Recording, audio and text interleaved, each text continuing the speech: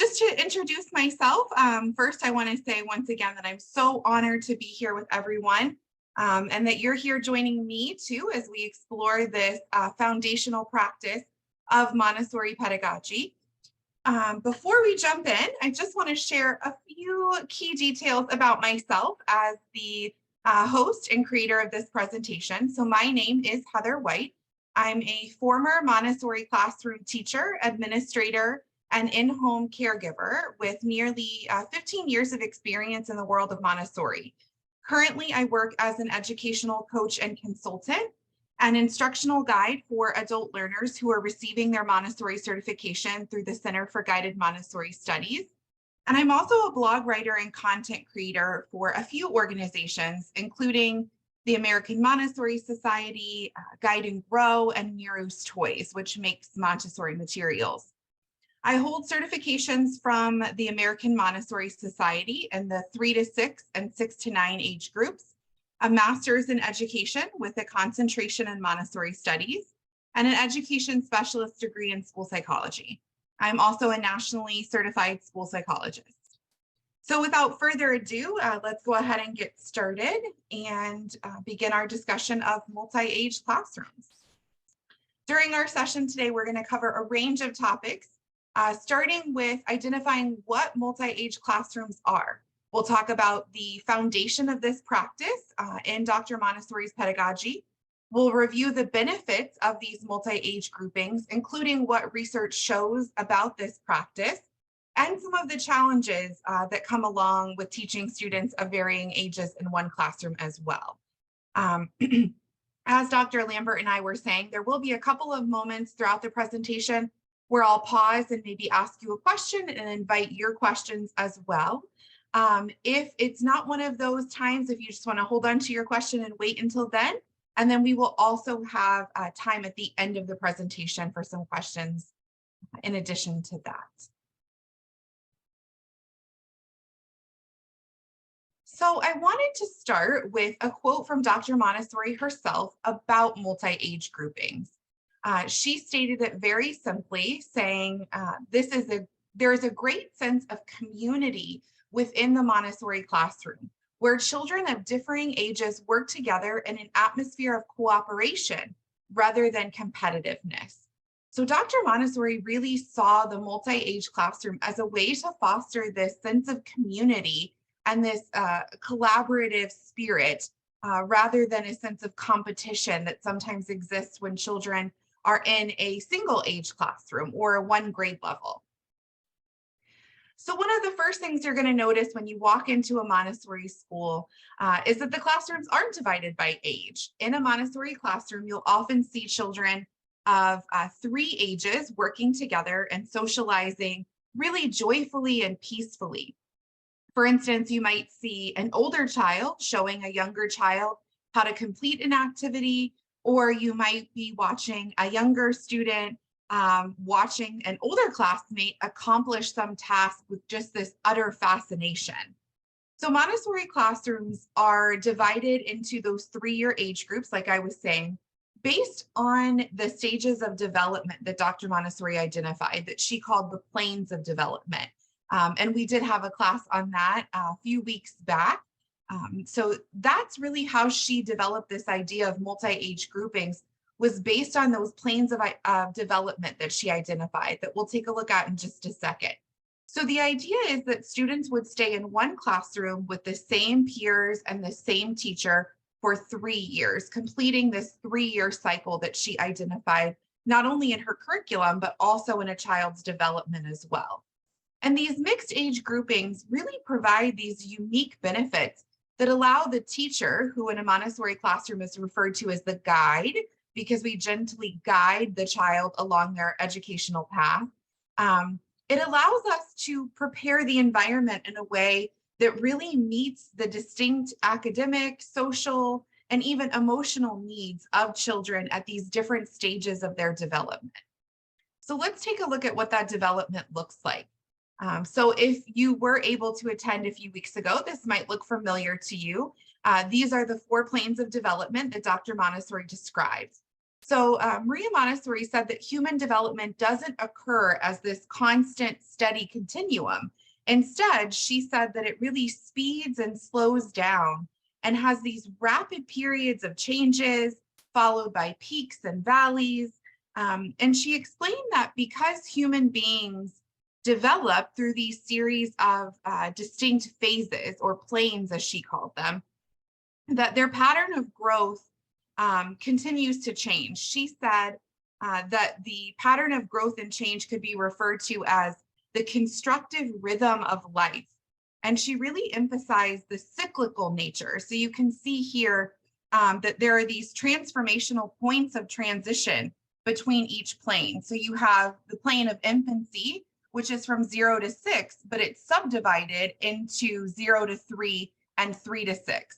Just like with childhood, you have 6 to 12 as the entire plane, but it's subdivided into 6 to 9 and 9 to 12.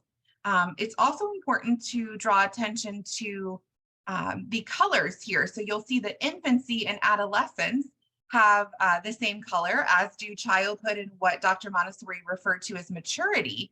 And this is because she saw a lot of overlap in some of the key tasks that were being accomplished during this time, and also some of the desires and behaviors as well. If you were here at that discussion a few weeks back about the planes of development, we talked about how you can see a lot of similarities in a toddler and in a teenager, right? Those big emotions, this need for autonomy and independence. So these are the planes of development that she identified, and these really lay the foundation for her philosophy and her pedagogy, as well as creating the establishment of her mixed age classrooms. So if you look here at this chart, you'll see that those periods we talked about, 0 to 3, is typically the ages that are grouped together. You usually have an infant classroom and a toddler classroom, or sometimes infant and toddler together. You have a 3 to 6-year-old classroom, which is going to be referred to as early childhood. You have a 6 to 9-year-old classroom, which is going to be 1st through 3rd grade.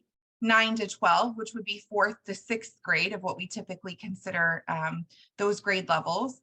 12 to 15, some of your middle school years, and then 15 to 18, high school. There are some Montessori schools that group these together.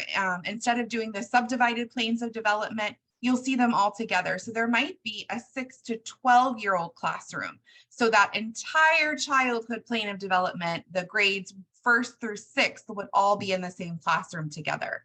But it is slightly more common to see those 3-year age groups. So 1st to 3rd and then 4th to 6th would be separate.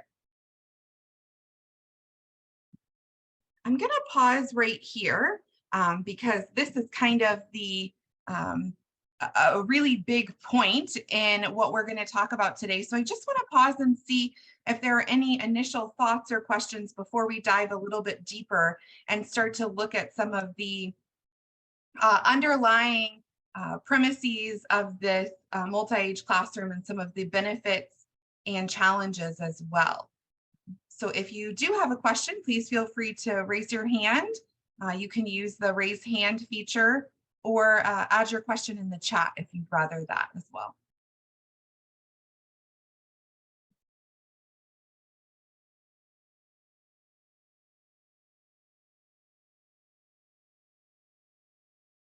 Just make sure I'm not missing anyone before we keep moving.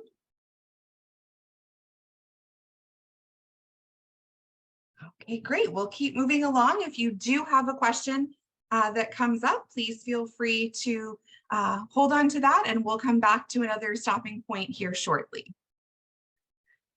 So before we look at some of those benefits and challenges, I really wanted to give you a look at what a Montessori classroom looks like, a little peek into the life of a Montessori student, if you will. This is a primary or an early childhood classroom. Those terms are used interchangeably. It would be that 3 to 6-year-old age group. So I just wanted you to have a little look at what those what those classrooms and that multi-age functioning looks like before we talk about those benefits and challenges, so that you have kind of an inside view.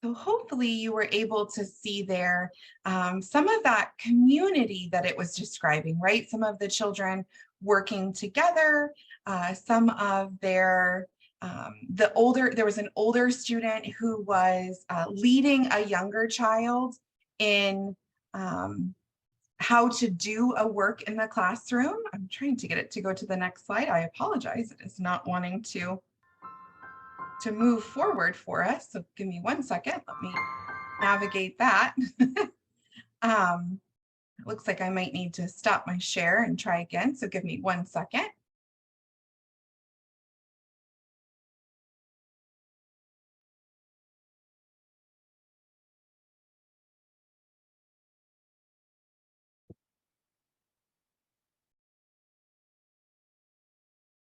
I apologize. It is not allowing me to move to the next slide. So we're going to have to do it this way.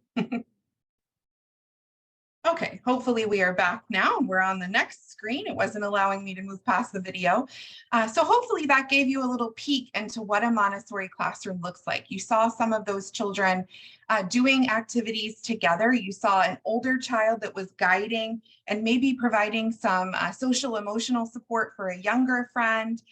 So that really is what a typical day in a Montessori classroom might look like. It's interesting that something you didn't see during the video was a teacher, right? And that's supposed to be the idea, that the teacher blends in the classroom, because the children really help guide and lead and support one another, and they're really independent. And that is one of the benefits we'll get to in a little while of the multi-age classroom, is that you do have those older children who can provide that support and encouragement. So I'm going to pause. I did see a question in the chat, so I'd love to take a look at that. And I'd also like to get some insight from you now that you've seen this little peek into what a Montessori classroom looks like. What do you think might be some of the challenges of these multi-age groupings? So the first question I see in the chat is, why is it that children between 0 to 6 are taken care of by women? That's a great question. So I think sometimes, and this is not just in the Montessori setting, I think this is holistically, right? That there are some situations where women are drawn to these caregiving professions, whether that's because of being able to bear children and to be drawn to children, I think hormonally. But in the Montessori profession, it is more heavily female oriented, but there are some very, very incredible male Montessori guides across all planes of development, from the very youngest for infant and toddler all the way up to adolescence in those middle school and high school years. So it's not something that is, has to be one way or the other. I think it just happens to be that some women are really drawn to these caregiving professions. What happens at the physical and biological development stage? So the planes of development that Dr. Montessori identified, she did focus on some of those academic and social emotional changes. She didn't talk too much about physical and biological changes. She really focused on meeting the child's needs from an intellectual, academic, social, emotional perspective. But you'll see, and if you think about what we know, what you might know about development, that does kind of overlap these changes that she saw in a child's intellect and their academic functioning, their social emotional nature. Those do kind of correlate with changes that we see in physical and biological development as well. For instance, puberty happens during that period of adolescence, and that's going to be a different plane of development than when the child was in the childhood plane of development, which was between the ages of 6 to 12. So although it wasn't something she focused on, it does seem to kind of align with these differences that she observed that were academic, intellectual, and social emotional as well. Any thoughts on what some possible challenges might be for a multi-age grouping? If you kind of put yourself in the position of a Montessori teacher, a Montessori guide, and think about the fact that you might have a typical Montessori classroom is somewhere around 20 to 30 students if you were an individual guide by yourself in the classroom without an assistant. So if you had 20 to 30 students of 3 age groups or 3 grade levels, let's take elementary, for example. Let's say you had first, second, and third grade, and you had 20 to 30 students, so roughly, 8 to 10 at each age level. What do you think a challenge might be of that multi-age grouping? Yeah, I see a hand raised here. Let's see.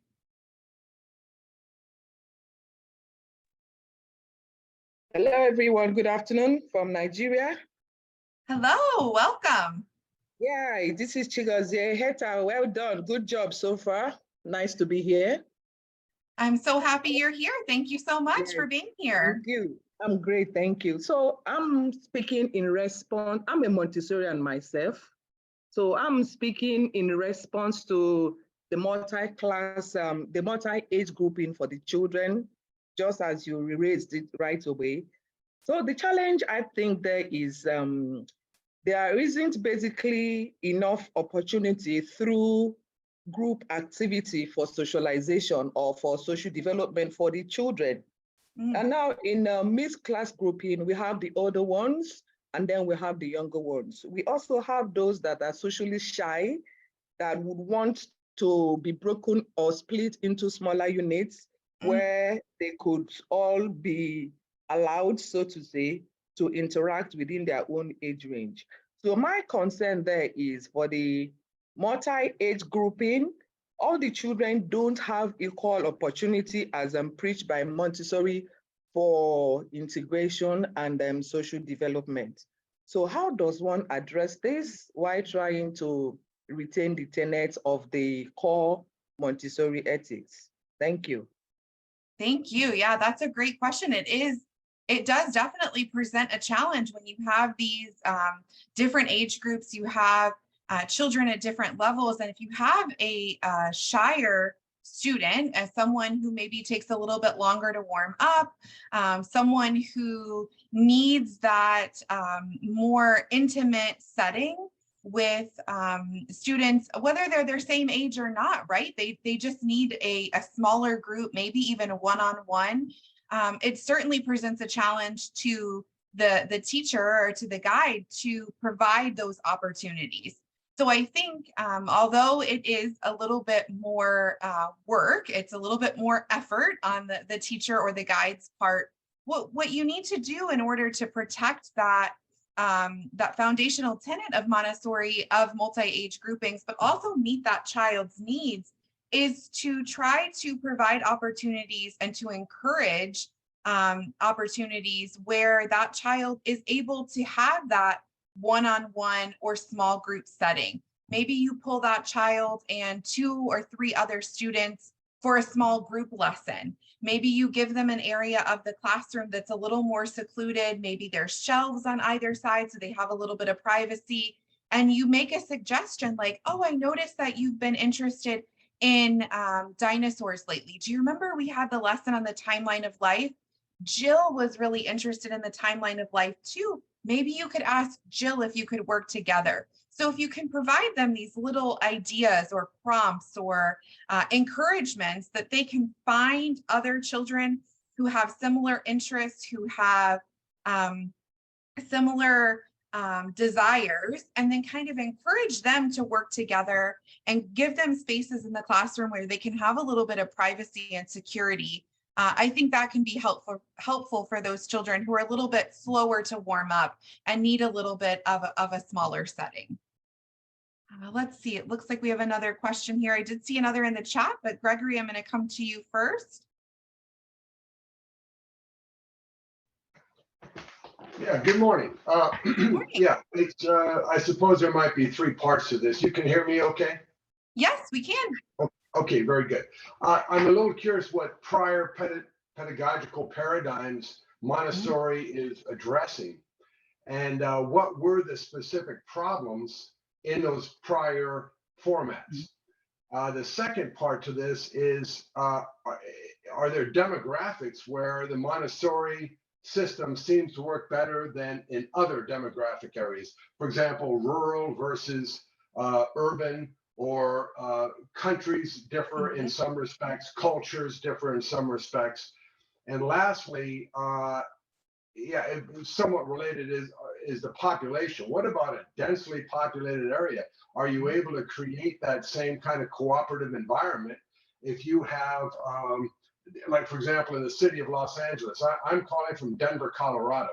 So Los Angeles is a huge school district, as is Chicago or Dallas, Texas. Just curious what your take is on that. Yeah, great questions. So Dr. Montessori by nature was actually a physician. So her background was actually more in the medical field. And so when she started working with children, she was really focused on carefully observing them and identifying their needs and their interests. And one of her first works in setting up a classroom was actually in a disadvantaged, very urban area. It was a group of children whose parents worked outside of the home all day long, and they were kind of left to their own devices. She described that they just kind of wandered aimlessly and seemed very just very bored, upset, just very down, if you will. And she created this space for them where they could come together, and she started to observe the things that they did and created these materials. And so the materials she created actually goes back to some of the work of Itard and Sagoon. And some of her materials actually are borrowed from the work that they did with children and developing activities as well. And some of her practices, a few weeks back, we talked about sensitive periods. Because of her background as a physician, some of her work actually comes from the medical field as well. So for instance, her idea of sensitive periods, or these times when children have these really intense desires to work on a specific skill, to gain specific knowledge, and it just comes very easily to them, but it's this compulsion almost. Those ideas actually came from a biologist, Hugo de Vries, who noticed something similar in a species of caterpillar.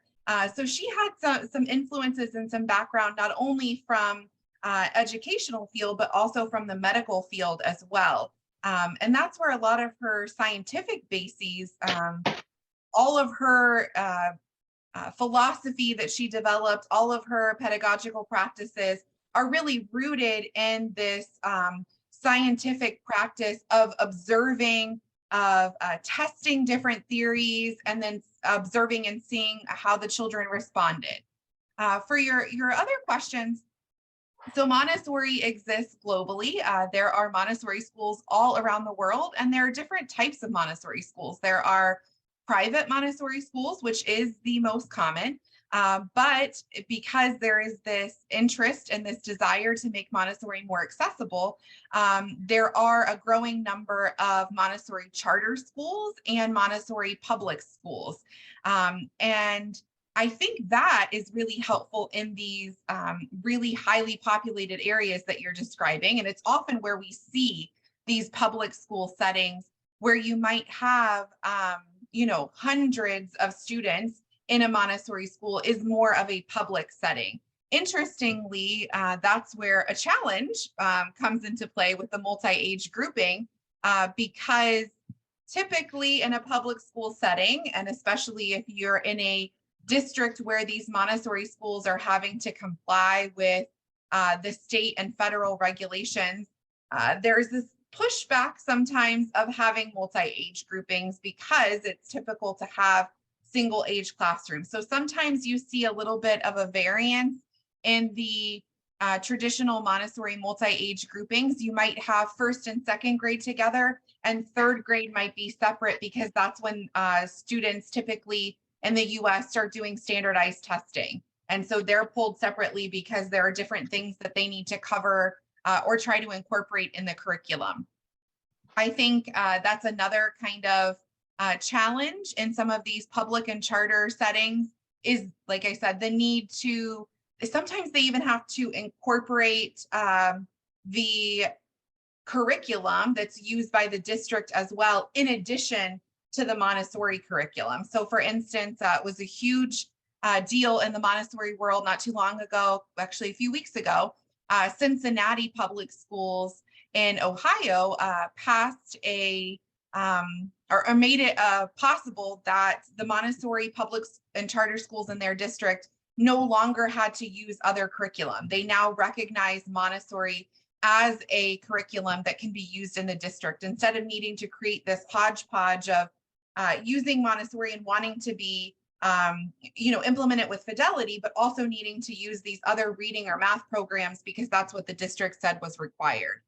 So that is a challenge in those more densely populated areas that come along with public or charter schools. The other thing that I think you see is a difference that personally I think is a challenge, and again, it goes along with the multi-age groupings, is the number of students that can be in a classroom in those really, really highly populated areas. Sometimes because of the multi-age groupings, there can be Montessori classrooms that might have 50 or 60 students in them.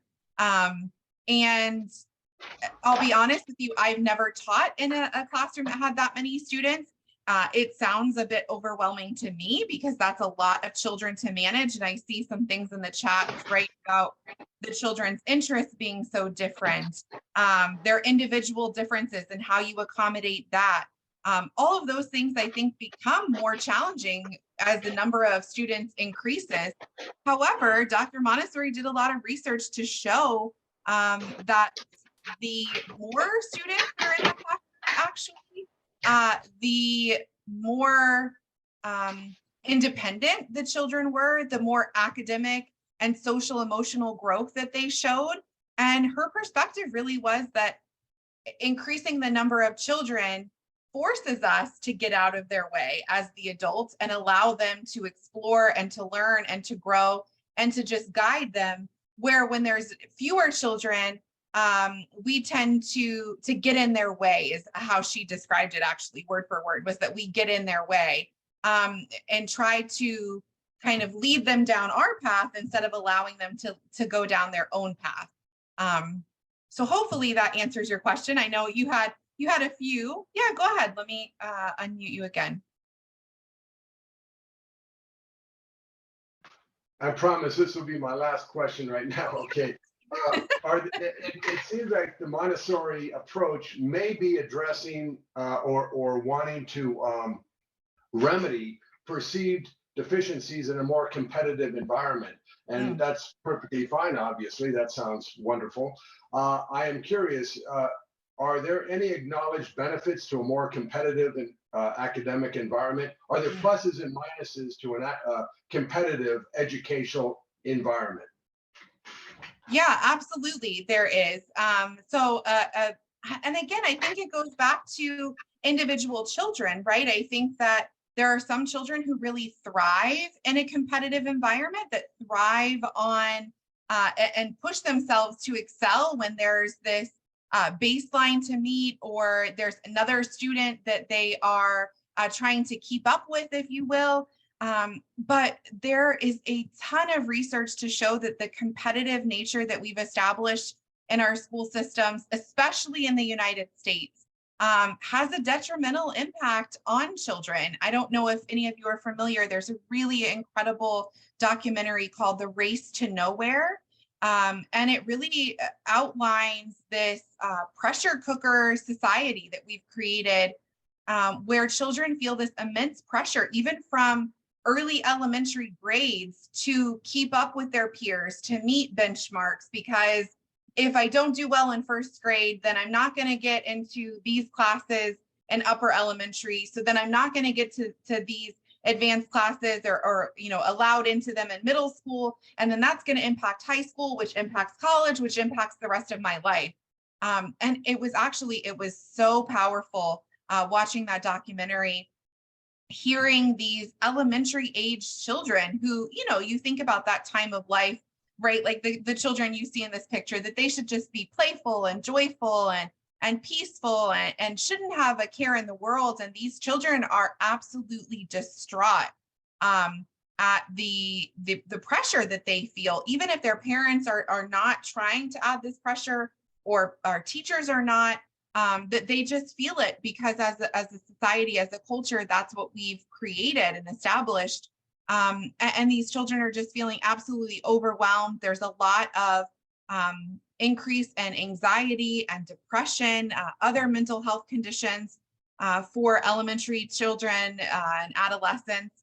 So I think when we're considering that shift that we've seen socially and emotionally, that's where the benefits of a more collaborative, less competitive approach to education is beneficial.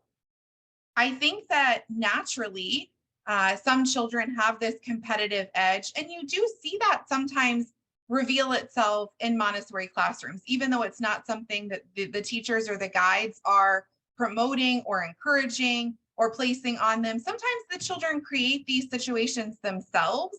And I think that's a little different than when it's an outside influence. They're trying to meet the need that they have for this competition. Maybe it's a child that does thrive in that environment, and they're creating those situations themselves to meet that need. That's something that Dr. Montessori said that I think is important here, is that children instinctively knew what their minds and bodies needed to learn and grow. And so that's where I feel like those children who need that more competitive situation create those opportunities for themselves in a way that doesn't impact the children who feel more challenged by them. Let's see, I see a question from Richie. Hello, thank you, Doctor. Hello. Can you hear me? I can, yes. Thank you so much for your presentation. I must say I am confused. My vision stands for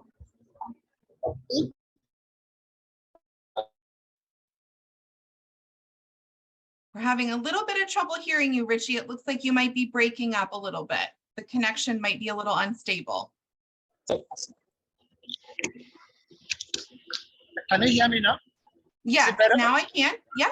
Okay, if we are now presenting children with a learning environment for which they set targets for themselves, pursue their own goals, pursue their own, if you like, cravings, how would that tally with them coming out in the larger society as they grow up to meet and live in a society that is set in rules to follow, obligations to comply with? That seems to me confusing. I mean, my interest has always been in parent-child relationship, intergenerational communication, and all of that. This brings some kind of conflict to my mind. I have not been able to resolve that conflict even as you are presenting. And the more is explained that the Montessori approach has a better advantage for the children, these children are not growing or developing in a society that is lawless, that doesn't follow rules, that don't have any principles. So how do we reconcile those?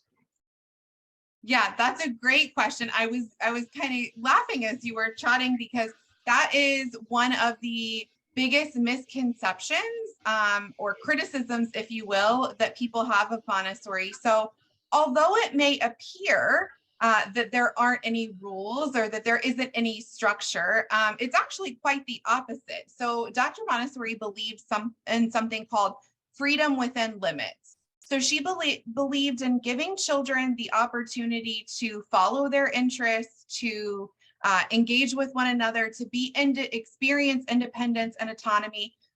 But all of those things exist within limits. A lot of Montessori schools, instead of having a whole slew of rules, if you will, they talk about rights and responsibilities. So even children as young as 3 years old, when a new school year starts, they meet together as a community and they talk about, what are the things that we all need to do to exist together as a community, to exist together as a classroom and work together cohesively? What are things that we need? And it's really interesting that even without the children knowing, globally, I work with Montessori guides all over the world, and globally, it seems to come down to 3 different ideas: respect for oneself, respect for others, and respect for the environment.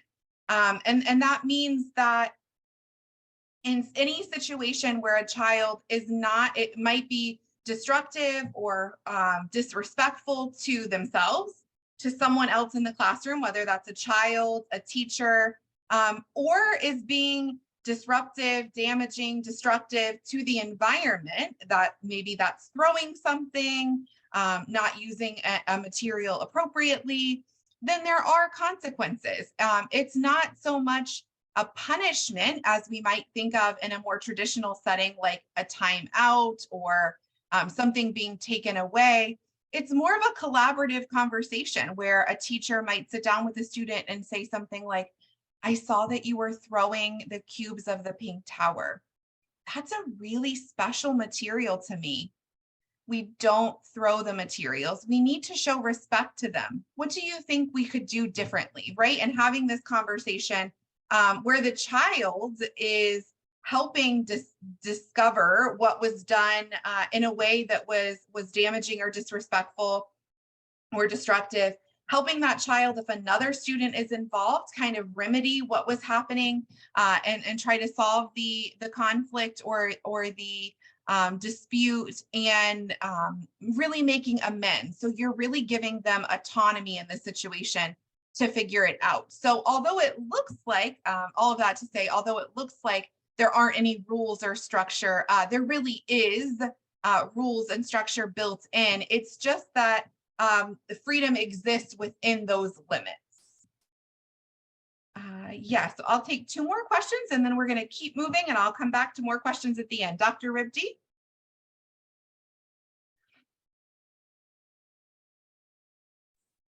Yes. Good morning, Heather White. Good morning. We know advantage, different age working together. But I want to know what is the disadvantage for different age working together. Thank you. Yes. Yep, we're actually going to get to that on the very next slide. I'm going to take Asterio's question and then we're going to dive into that. We're going to look at those disadvantages and then we'll take a look at the advantages or the benefits. Great question. Asterio, go ahead and unmute yourself. Yeah, good afternoon. Here is afternoon. I'm a teacher and I have experience of that in different ages. And my experience tell me that people when they are smaller, they are smarter than older people. What do you think, that it's better to separate people by the age when you are teaching, or or we can also teach different ages in the same room, the classroom?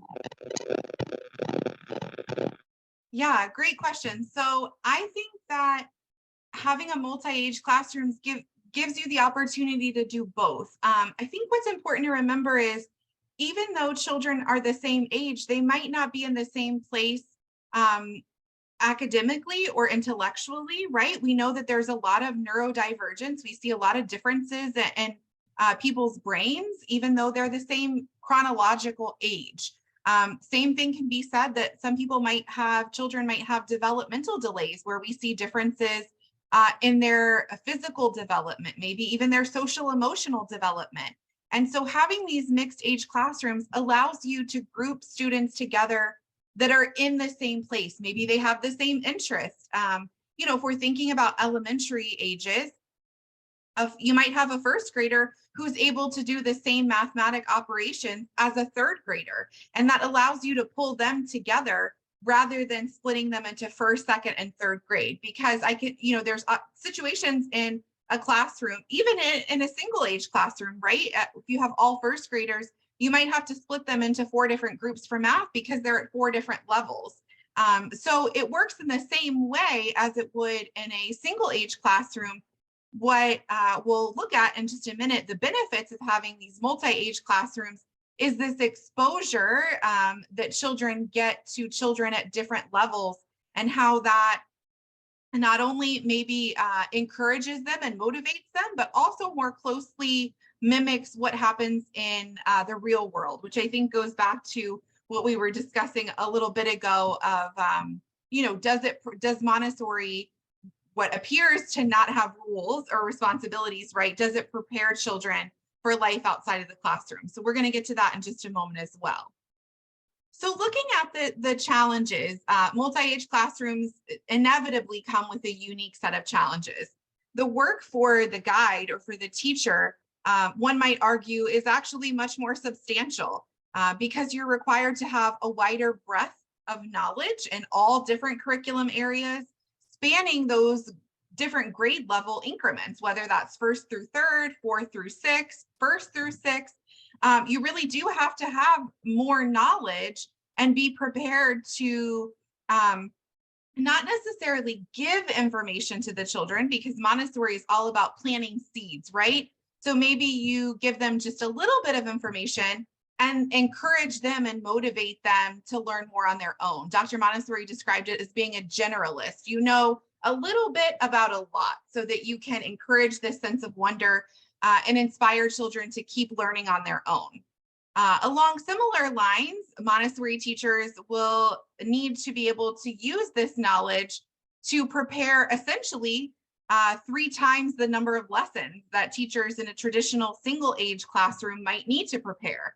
So for instance, when you're preparing math lessons, maybe you only need to prepare 1 or 2, maybe even 3, but in a Montessori classroom, you might need to prepare 4, 5, or even 6 different math lessons, because you're really following the child. You're meeting their academic needs at the place where they are at that very moment. Instead of teaching to the middle, as is typical in a single age classroom, you're meeting the child where they are, which can sometimes put a little extra pressure or work on the guide.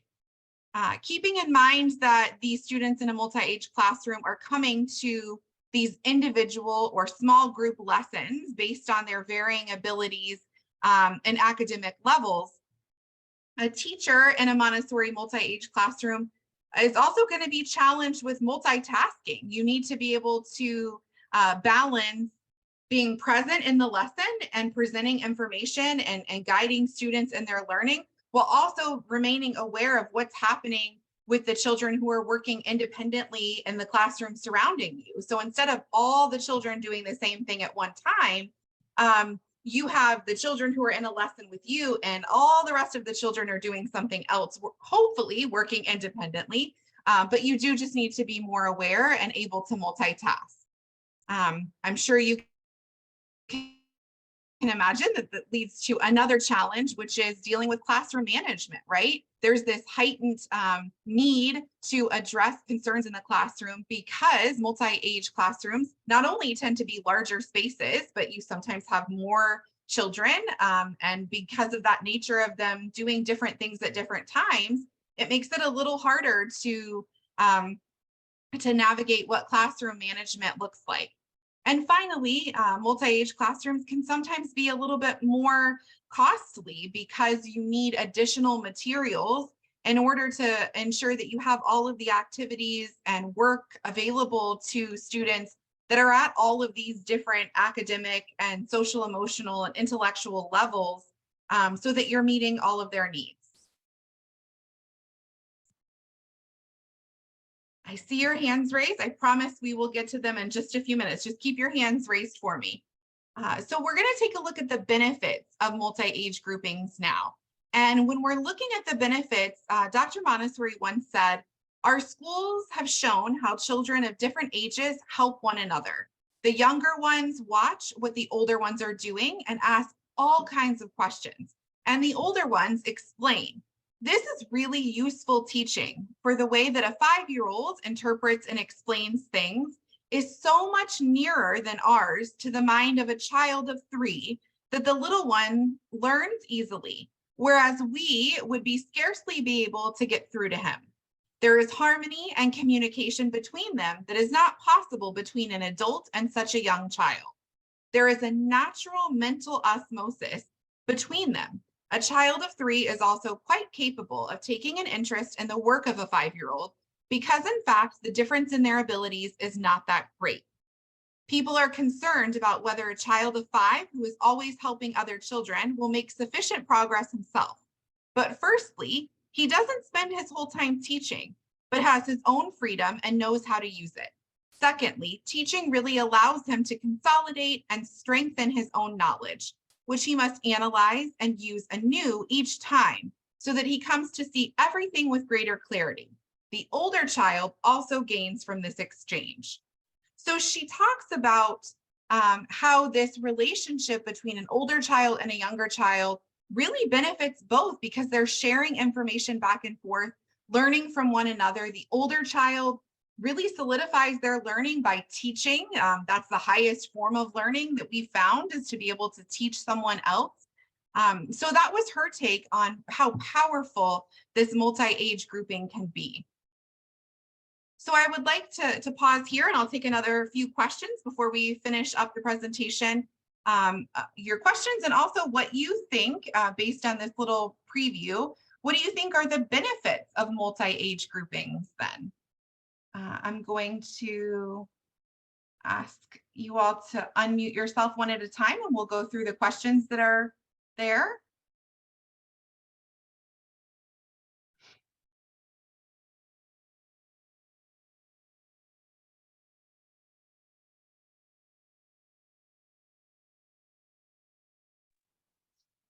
Hello, How are you? I am fine. Thank you so much for to get a time for speaking with you. I am from Afghanistan. My question is, why the young children in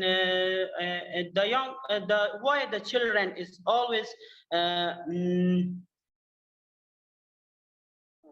why the children is always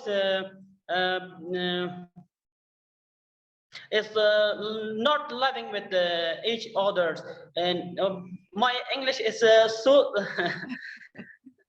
lost. Always the children is fight with each other, but they know why these reasons to in Afghanistan some people work with their children it's also smallest children, they are working hard. Why that some countries work with and some parents work with their children?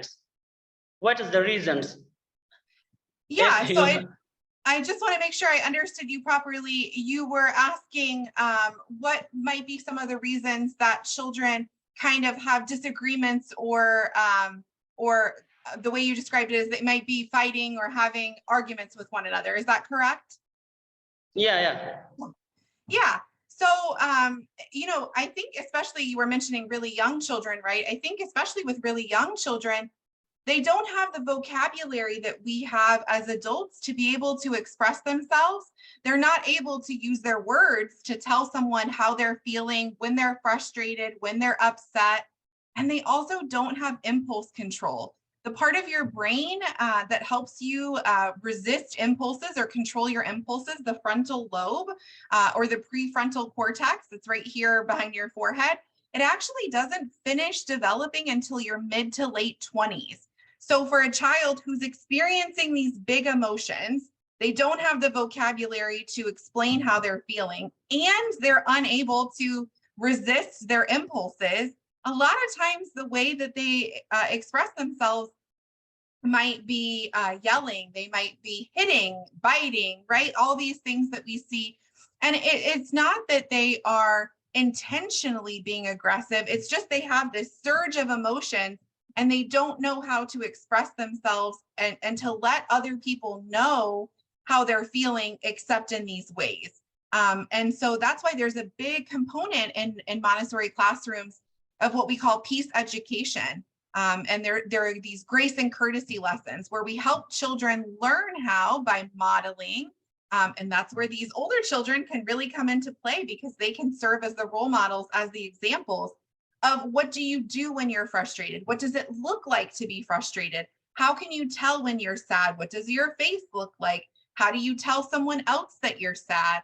And it's done through modeling, where the children just watch the other children of how it happens naturally and absorb things. Dr. Montessori said very young children have an absorbent mind, where they just absorb things from the environment naturally, almost through osmosis, if you will.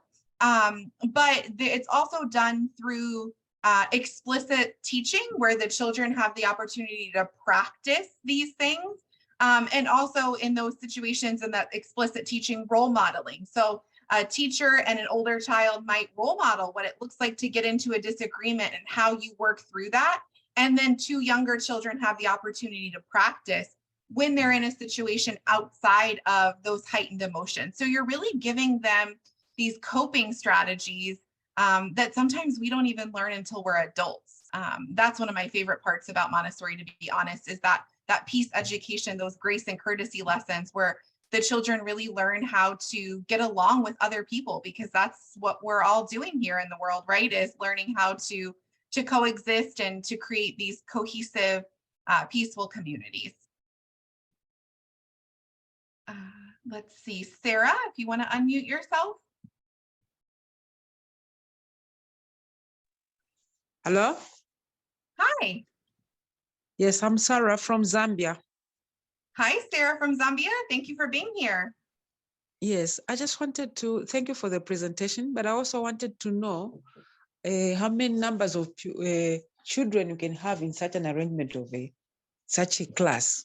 As I know, like normal classes, we normally have about 35 children. But now I'm looking at this arrangement, is how practical it can be with more than 35 or 45 children. I just want to know the maximum number. Yeah. So most places are going to have their maximum number based on what the ratio is that is established in that area. So for instance, in the United States, in each individual state, there is a law that states like there can only be this number of children of this age. It's a ratio. So let's say, for instance, I'll be honest, I don't know them off the top of my head anymore. I did when I was in the classroom. But for the younger the child, the lower the ratio. So for a child who's 3, the ratio might be 8 children to every 1 teacher, where when you get into 4th, 5th, and 6th grade, it might be 23 children to every 1 teacher. So basically, like I was saying, Dr. Montessori said the more children, the better, in a sense. In fact, she had classrooms that were in the 50s. But there was more than one teacher in the classroom. So you might have, I know, for instance, there's a charter Montessori school not far from me here in Florida, and they have upwards of 50 students in the classroom, but there are 2 full-time teachers and an assistant that comes in part-time as well. So it really depends mostly on what the ratios are in the area that you're in, as far as what the laws are, is the most important thing to follow first and foremost.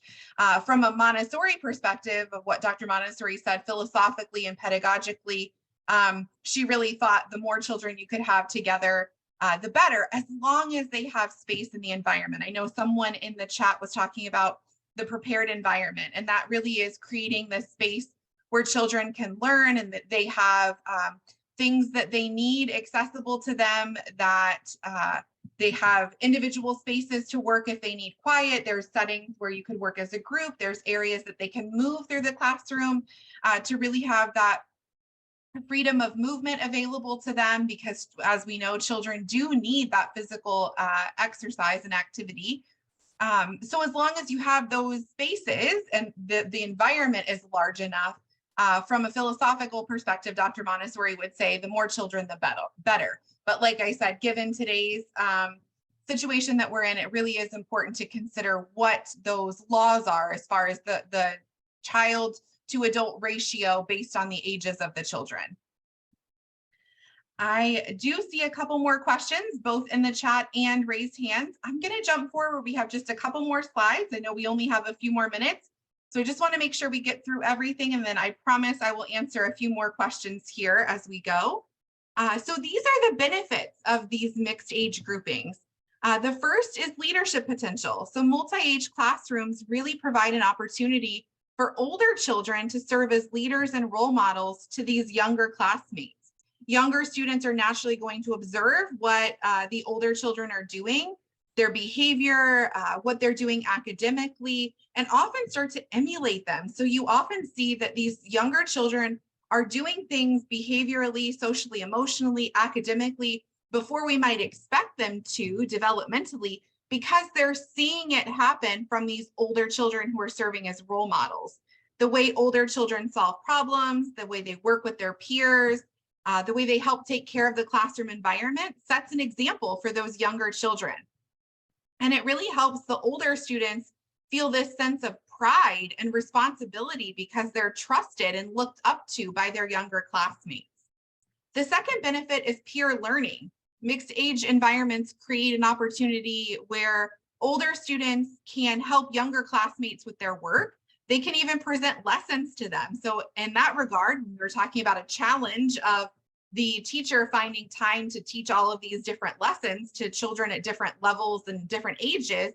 Some of your older students can actually teach some of the lessons because, again, not only does it give them the opportunity to solidify their knowledge, the highest form of learning is to be able to teach, but it also takes some of that responsibility away from the guide. In order to teach a younger student a concept or a new lesson, the older student really needs to be able to communicate effectively, to remember the specific steps that they went through in order to learn how to do that work. And also they have to have the ability to recognize errors and to help correct them as they're guiding the younger students. All of those things reinforce that prior knowledge they have and prepares them for whatever the next step might be academically as well. As Dr. Montessori was saying in her quote, it also is really uniquely beneficial for the younger child as well, because there's this less of a disparity between the older child's level and ours as the adults, and they're really just enamored by someone who's almost their age. So sometimes you see greater attention to the lesson because they're so engaged in what's happening. Another benefit is fostering of patience and empathy amongst the student. As any parent, caregiver, educator can attest, when you help a child try to master a new skill, it really requires a lot of patience and empathy and dedication, right? Like think about trying to teach a child how to learn to ride a bike or tie their shoes.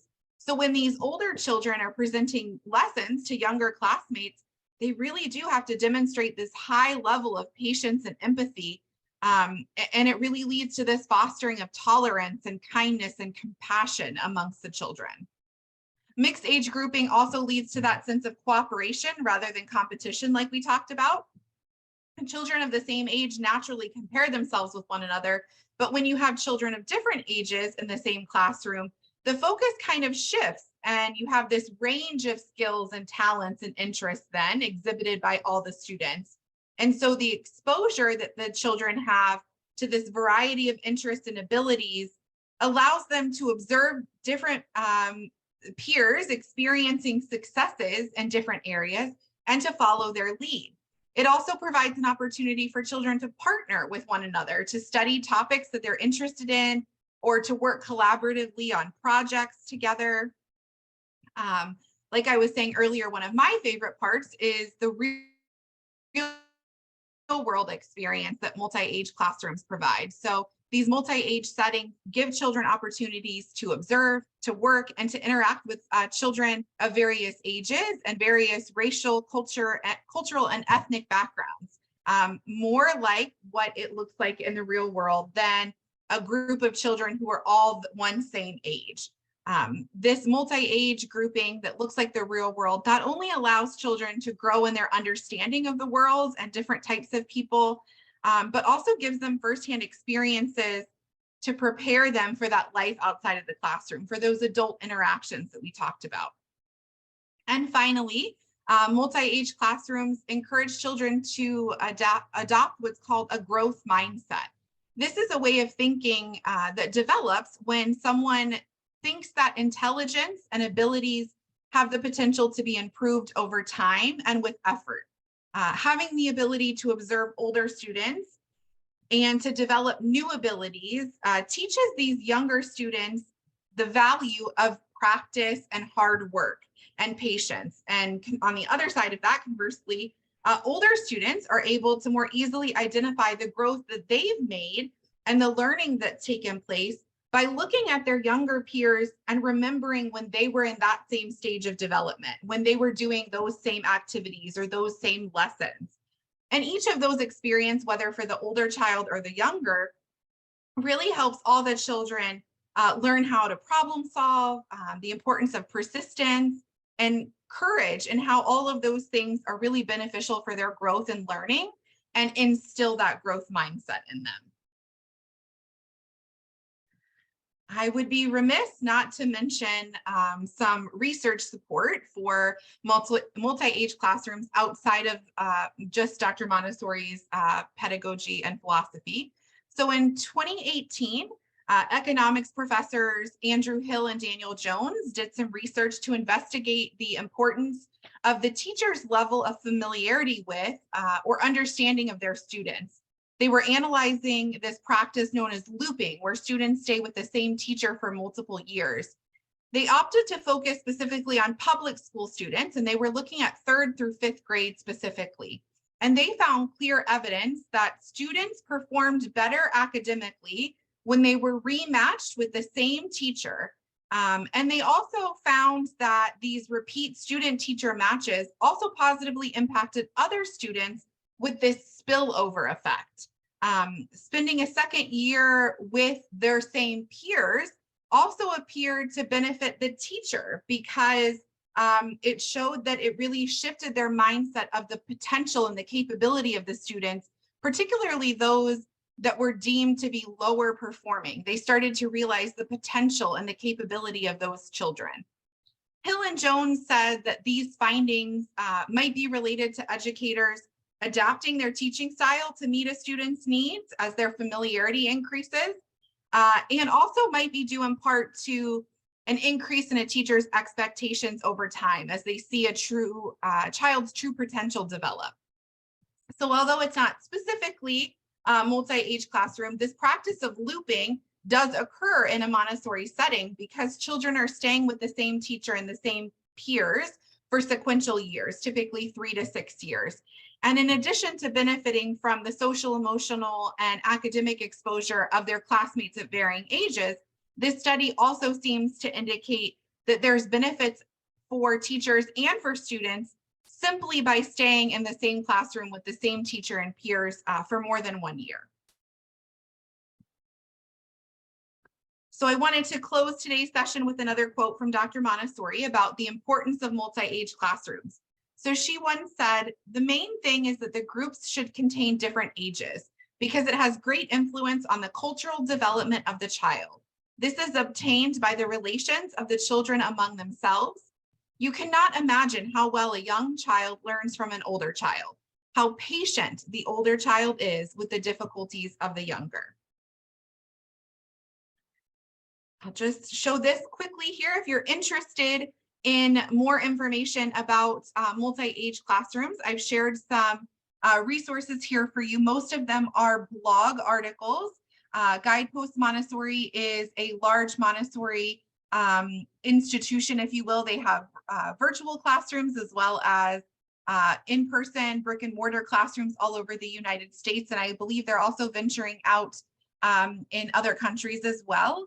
And then some other blogs by Montessori schools and also Montessori coaches and consultants here. I won't go into too much detail. I know you all will have access to the presentation, so you can look up these resources after. And before I open it up to, if we have some time, I will ask Dr. Lambert, but before I open it up to questions, if we have time, I just wanted to say thank you so much for being here and for having me once again. I've shared my contact information with you here. My email address is there, along with my LinkedIn page and my website, if you want to check those out. And I also have my Instagram and Facebook handle there. It's at montessori.matters. And these are places that I share educational content, Montessori content, parenting content. So I would love it if you guys wanted to follow me and engage on those platforms as well following the presentation. So thank you again. And Dr. Lambert, I just wanted to check in with you and see if we do have some time for a few additional questions. Thank you so much, Heather White, for a wonderful presentation again. Thank you for having me. It's You come up with so many good topics every single time. Well, we do have some more questions. I see Gregory Lapointe and Obadiah. They both have questions. So I guess we'll start with Gregory. Absolutely. But how much time do you have? I have about 10 more minutes. Okay, no more than 10 more minutes for questions. Okay, Go ahead, Gregory. Did I hear you correctly when you wanted an opinion? Absolutely, go for it. Okay, I just wanted to voice a quick opinion. You do see the widespread embrace of Montessori schools, so you can never argue with success. So obviously there's a lot of perceived benefit to this particular method. And my sense is that some measure of Montessori would probably be wise in all educational environments. It seems to have a lot of benefits that are just obvious. I think Dr. Montessori called it right in many respects. But I think that I would probably not dispense with the benefits of prior systems or prior approaches. My area is philosophy, and there have been philosophers over the years that just wanted to disregard prior contributions. And I would apply that same thinking here. I'm not sure that I would completely dispense with any prior approaches, but rather incorporate Montessori in some measure, to some degree, in all learning environments, just a sense. And lastly, I also get the sense that this may be an approach that's been used in rural areas for a number of years, just out of necessity. And again, and thank you very much for your presentation. It was indeed a good one. Thank you. Thank you, Gregory. Yeah, absolutely. I think that, we hear in the field from parents and caregivers all the time, homeschooling families, that they're like, oh, I was doing Montessori, right? Philosophically, maybe not without the materials themselves, but the ideas of following the child, freedom within limits, supporting independence, these practical life activities that help the child experience autonomy, that parents and educators sometimes are Montessori philosophically without even realizing it. So I think you're absolutely right that even if you're not fully implementing the pedagogy or the curriculum, that there's opportunity that you could implement elements of Montessori practice in every classroom setting that would be beneficial, most definitely. All right, it looks like we have another question. Is it Obade? Yes, thank you so much, White. You're welcome. Thank you for being here. Yes, will it be correct? Will it be correct to say that the level of bullying in a Montessori may be greater than that in the classroom where the students are of the same age? Though bullying should not be entertained in our schools, should be discouraged. But can we conclude by saying that the level of bullying among those children in a Montessori classroom may be greater than that of a classroom where they are of the same age? Thank you. Thank you. You might think that because you have children of different ages, but interestingly, and I don't know any research on this, specifically studies, but from my experience, what I've heard from Montessorians for, more than a decade globally, is that children are actually much more peaceful, much more tolerant, much kinder. So the amount or the level of bullying that takes place is actually significantly less.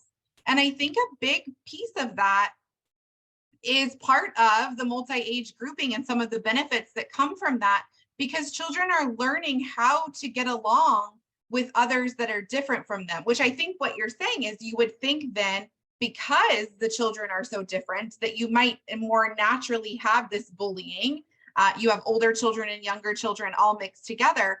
But those grace and courtesy lessons that I was talking about, that peace education, really lays the foundation for children as young as 2 to start learning how to express their emotions, to get along with others, to be tolerant, to be patient, to be kind, to be accepting.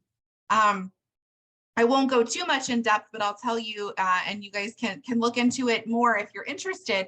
There is a lesson in a Montessori classroom that's very typical, that's called The Peace Rose. There's actually a book by the same title, The Peace Rose, that a Montessorian wrote. And so there's usually an area of a Montessori classroom, it's a peace table, a peace corner, where children can go to calm themselves, to regulate their emotions. But there's usually some kind of talking stick or peace flower, peace rose, and the children use this to solve conflicts with one another. And it's so powerful. I'm not sure if you might be able to Google it and find a video, but to watch a 3, 4, 5-year-old engage in this conflict resolution where they hold this peace flower, and it's a whole practice, right? Where they go and get the flower, they go to a student they're having a problem with, and they both take turns saying how they're feeling, what bothered them, and they work together to come up with a solution. And it is absolutely just so heartwarming to watch these little human beings learn how to live with, to relate with, to respond to one another with kindness and compassion. And I think it's because we lay that foundation, we model for them, we give them those explicit opportunities where they can practice, that then we don't see that higher level of bullying that we might expect by those multi-age groupings.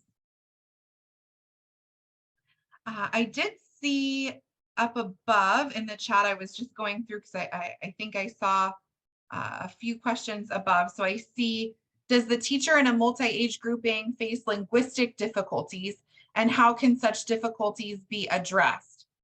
So I think it is, going back to challenges, I think it is a little bit more challenging because you need to consider the different developmental levels of the children, of where they are in learning language. And so it's a little bit more challenging to be prepared, right? We talked about being a generalist and knowing more of the basis of the curriculum. But I think it absolutely is something that when you do the Montessori training, you're adequately prepared for meeting those students' needs. That's part of the curriculum that you learn when you do the Montessori training. Montessori training is so in depth that it's actually considered the equivalent of a master's level degree. So although you're not obtaining a master's when you are taking the program, it is considered like the equivalent of master's level coursework. So it is very, very thorough and in-depth. I also see a question here. You're talking about children of different ages being grouped together. How is that possible when they have different attention spans? Yeah, great question. So Dr. Montessori actually said that these children have similar attention spans because they're in similar planes of development. So those children of 3 to 6 have a different attention span than a child of 6 to 9 or 9 to 12. But the other piece that I think is important to remember is that you're not grouping them all together for lessons. So if you're looking at needing their attention on a specific task or topic, the amount of whole group instruction that takes place in a Montessori classroom is much, much less than the amount of whole group instruction that takes place in a traditional classroom. You're often pulling children for individual lessons or small group lessons. So that's where it really comes back to the guide to observe the developmental levels, the attention span of individual children, and group them together accordingly in a way that makes sense so that they're able to attend at the same level. Just double checking here. I think I have answered all of the questions. So Dr. Lambert, I will turn it back over to you. Yeah, I do not see any more questions either. Yep, that's it. So I guess we will conclude here at this point.